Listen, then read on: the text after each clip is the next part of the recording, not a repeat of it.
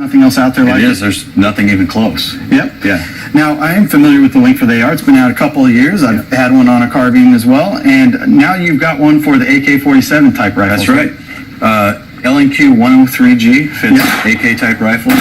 Also fits Springfield Armory, M1A, SOCOM, CQB. Awesome. Now, that G at the end of it means that it's a green laser, correct? That's correct. Now, does the Linq feature the same intuitive activation that Crimson Trace is known for? It does. It does. So anything that you're familiar with as far as our pistol lasers with instinctive activation, you're going to get the same thing with Linq. Sure. Now, the interesting thing about the Linq and all your products is that intuitive activation goes back to the beginning of Crimson Trace. Back, you guys started in 1994, obviously. And I remember this one. You've got basically a Beretta 92 style or an N9 style grip with a simple pistol grip type of with dual side activation, so it would handle essentially like a pistol in the kind of the earlier days of the foregrip. Sure, and it would just clamp onto the bottom of Picatinny quad rail at the time. That's right. Right. Yeah. And then, at what point did you guys really started thinking about getting that laser forward out there? I mean, we've got the 515.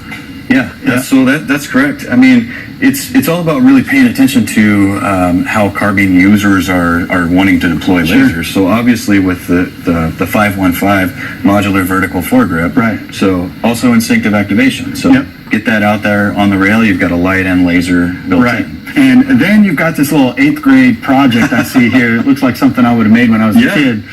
Is this sort of what it looks like before you have a final product? Well, obviously, kind of a natural progression as we're really looking at trends and which products to develop and how users are going to deploy them.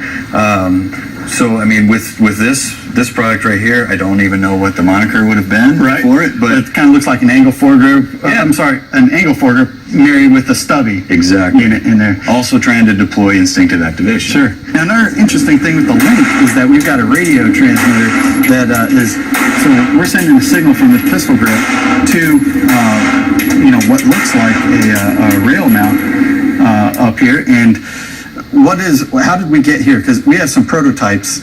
We do. So, I mean, obviously, these are some early prototypes of the Linq system, which, I mean, has been in development for the greater part of 10 years. Sure. From initial concepts to initial designs to a lot of testing. I mean, years of testing. And it had to match our standards. Sure. So I can see ergonomics was a huge focus because right there by the joint on my thumb, you've got a mode cycling control, then you've got your intuitive activation. That's exactly right. Up here on the front, and then you've got a master on and off on the left side of the pistol grip as well. Correct. Which means you could essentially power down the Linq system and run the module as a standalone if you wanted to. Sure. Well, there you have it, Crimson Trace Linq. It is simple, safe, and secure.